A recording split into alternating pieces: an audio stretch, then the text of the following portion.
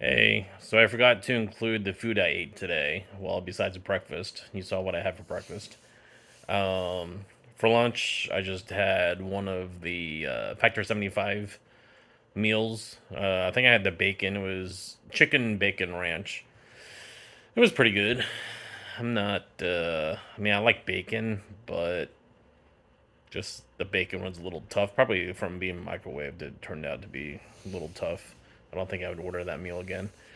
Um, so I had that for lunch. I don't think I ate anything else today. I was thinking about trying to have maybe like 3 meals within the 6 hour time frame to eat.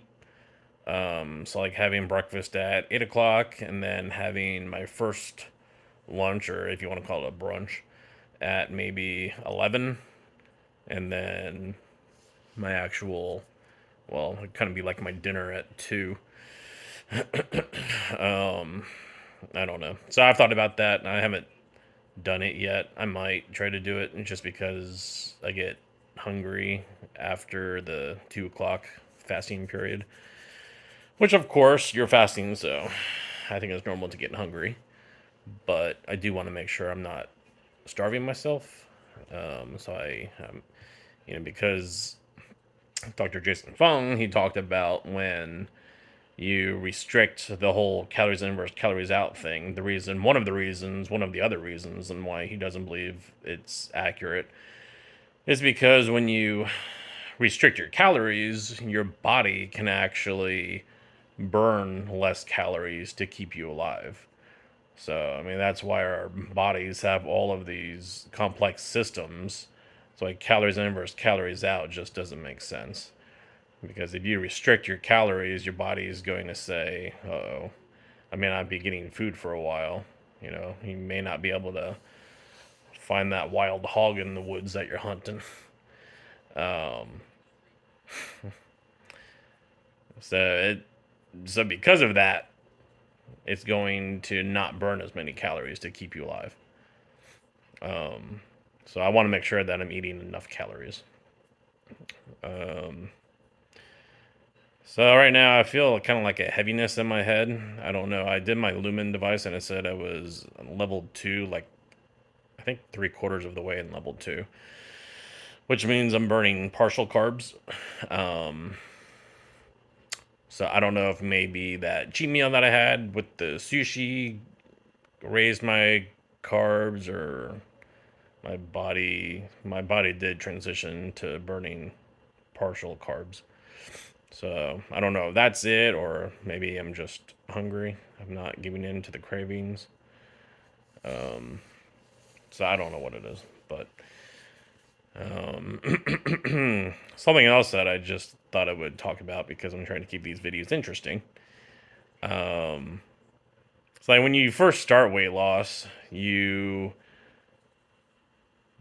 should think that it has to be a lifestyle change, because I mean you can't just diet, or like in the past I've done very heavy calorie restricted diets. One of them was called the American Heart Association diet. It also goes by the Miami Heart Institute diet. When I worked at my second job, someone recommended it to me and I tried it. And that diet was really tough. It was like the first day was it was a 3-day diet. The first day was a slice of toast and peanut butter. The For lunch, it was something like a can of tuna and maybe some saltine crackers.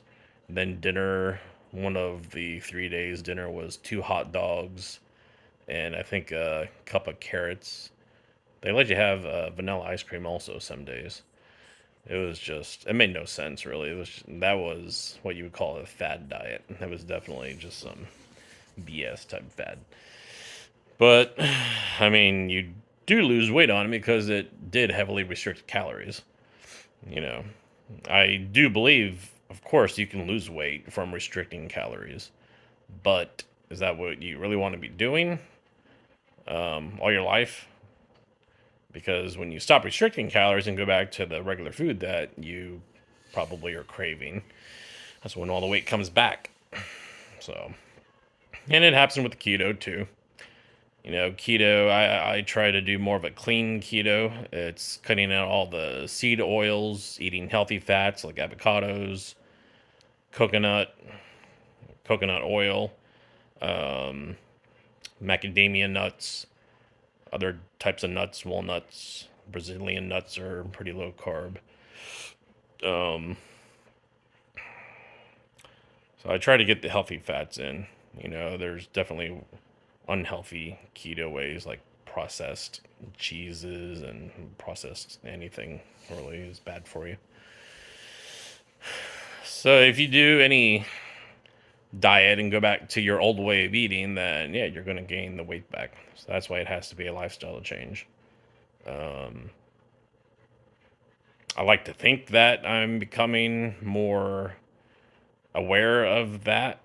Um, these things that I crave and in the past have fallen off the wagon and went back to.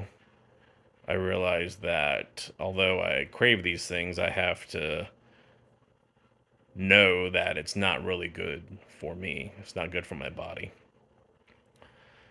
Um, so, I mean, it's not something that you change about yourself overnight, of course, especially if you were raised all your life on processed foods and didn't really have any framework on how to eat healthy or work out. It's difficult to make that change, but it's a change that you need to do for yourself. And I think what I was initially going to say was when you think that the diet has to be a lifestyle change, I know with myself, I just think, oh, a lifestyle change, that's forever. Forever feels so long. But if you really stop and think, like, how long is your forever? Like, for example, if you're 40 years old, will you live to be 80? You may not. You might live longer than 80. If you do live to be 80, half your life is gone. So, the amount of time that I mean, I think it's probably beneficial to cut out all the processed foods and carbs until you die. But if you just wanted to do it, I don't know, say until you're 60, and then it's up to you if you wanted to go back to your old way of eating.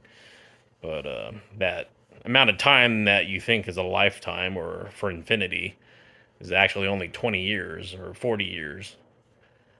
So I think it's interesting when you take that into perspective. It's like it's a lifestyle change, but you have to think that your life may only be for another 40 years, and you have to ask yourself, do I want the next 40 years to be um, a better quality of life over those 40 years?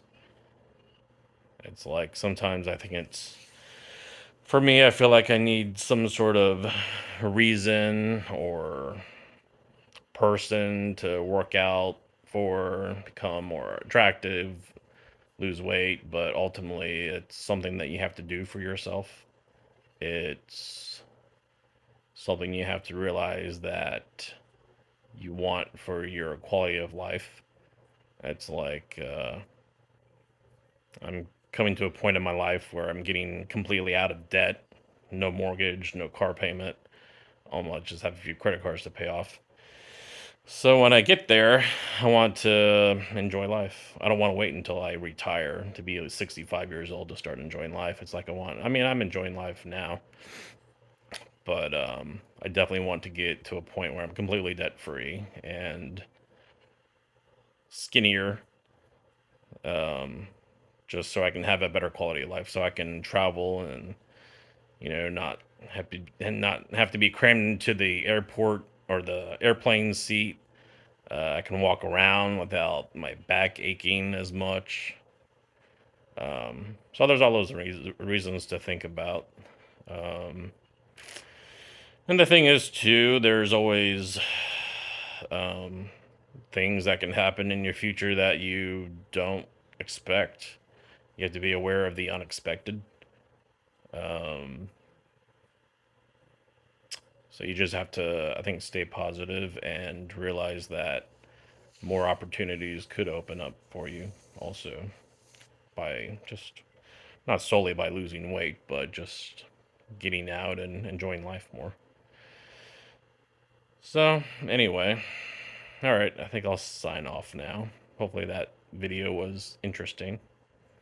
And if you have any other ideas or comments, things you want me to answer or talk about, let me know and I'll reply.